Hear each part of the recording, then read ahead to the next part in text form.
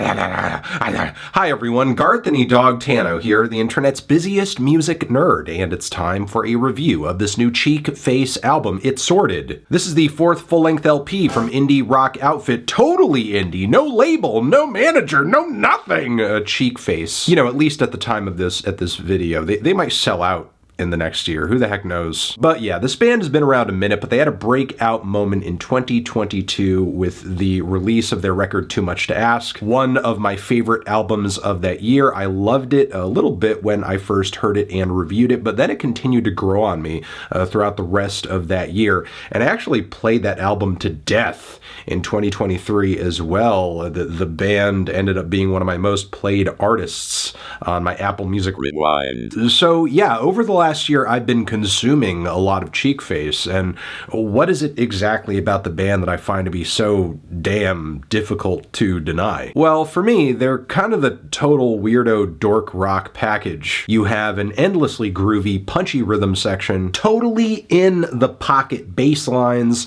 strong chorus game, an interesting mix of spoken word and singing on the vocals, and an absolutely absurd sense of humor coming through on the lyrics that feel like a jumble of everything hitting you in your social media feed all at once. Now, this has been the band's style more or less for a handful of albums now, and we're essentially getting another helping of that on It's Sorted here. As Cheekface is one of those rarities in music where they know who they are as a band, as artists, and they stick with it. Plus, there's not a whole lot of competition out there doing exactly what they do. A lot of artists scratching the same itches they're scratching, so there's not a lot of pressure for them to change, radically at least. With this music that's kind of carefree, a little silly on the surface and tongue-in-cheek, but also cuts sort of dystopian as well. Because yeah, while you could say that Cheekface does have a hee-hee ha-ha nerd rock, they might be giants cake appeal, I mean, even some of the shouty chorus vocals on tracks like Popular 2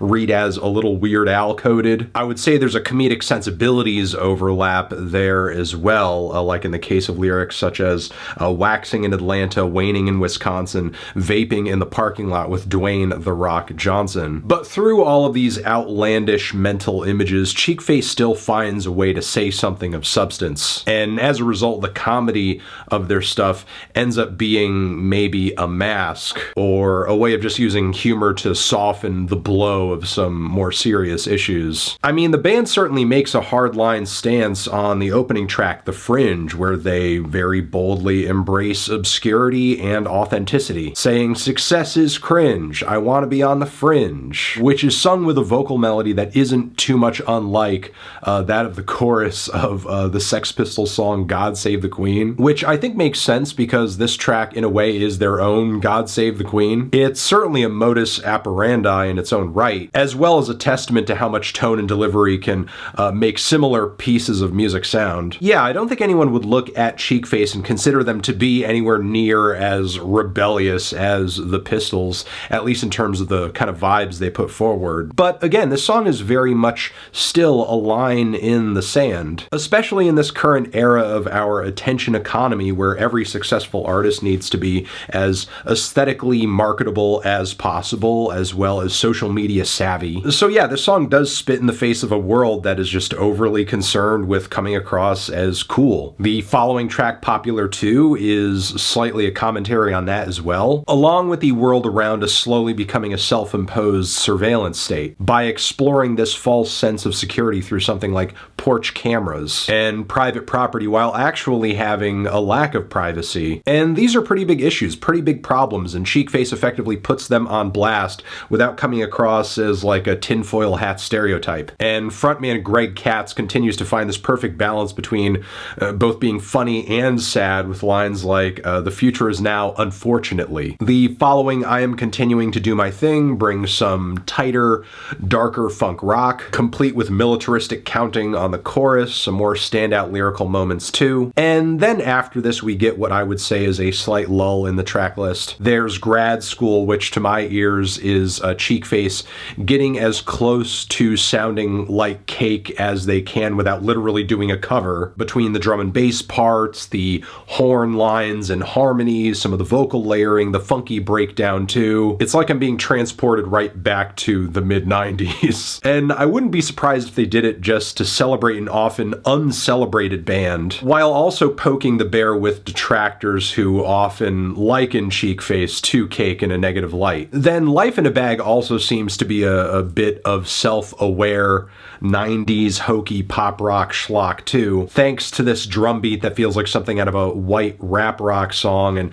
Greg himself actually sounds a little bit more like he's rapping on the verses of the track. The opening riff even kicks off with like, you know, a little ippe ippe off the turntable as well. It's like we're going full Sublime, we're going full Sugar Ray, and yeah, there are just some aspects to the track that make my eyes kind of roll. Even if I do genuinely love the melody on the chorus, I think it's one of Cheekface's best yet, and I think Greg brings some of his most grim lyrics on the record on this track too. Life in a bag, living my life in a bag, thank you for putting me in this bag, American chaos, carnage, and death. Nature is really returning and we really are the virus. Dude. It's like the sadder the words get, the cheerier the band has to sound to compensate. We get the contrast of that on Trophy Hunting at the Zoo, which is the punchiest, most aggressive, most dissonant song on the entire LP. A little short too. There's a notable amount of distortion on Greg's vocals as well. And the lyrics run like this free associative whatever too. Start a podcast, start an airline, start a hedge fund,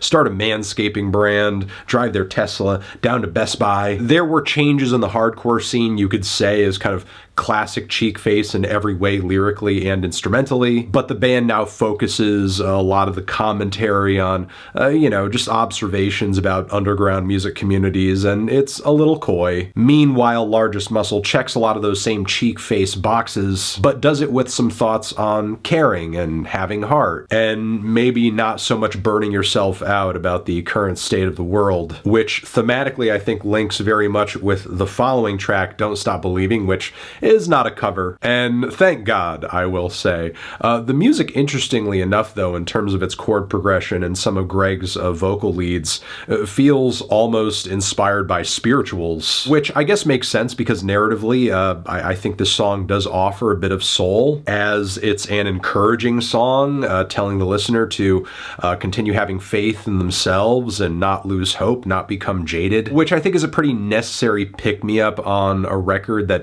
skews this dark, even if again on the surface it is kind of doing a lot of what it does for laughs. But then of course things also end off on a bit of a unfortunate note with Plastic, which many Cheekface fans have been listening to for quite a while now, as it was one of the best singles in the lead up to this album release. But yeah, this song is essentially a tribute to our ongoing and slow microplastic apocalypse, and also just how plastic and fake real life and modern existence has gotten over time too. Given that this topic and this reality is one of the biggest and most all-consuming topics approached on the entire LP, and that Cheekface's sound and style and creative mission is very much an ongoing thing, as this topic is, I feel like this is just about the best way to end the record that they could have. A record that, again, is very punchy, is very straightforward, very witty, very kooky, but also quite serious underneath all of that too. It's well written, it is well produced, even though the album is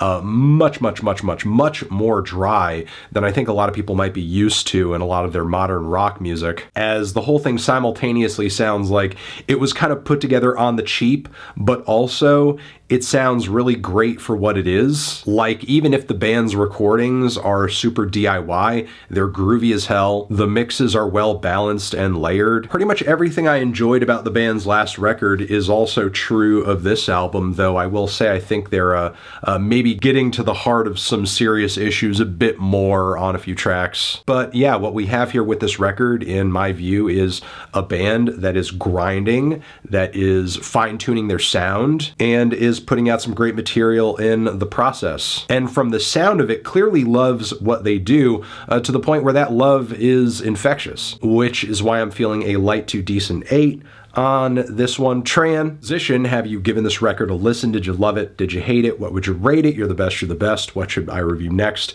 Hit the like if you like. Please subscribe and please don't cry. Hit the bell as well. Over here next to my head is another video you can check out. Hit that up or the link to subscribe to the channel. Anthony Fantano, Cheekface, forever.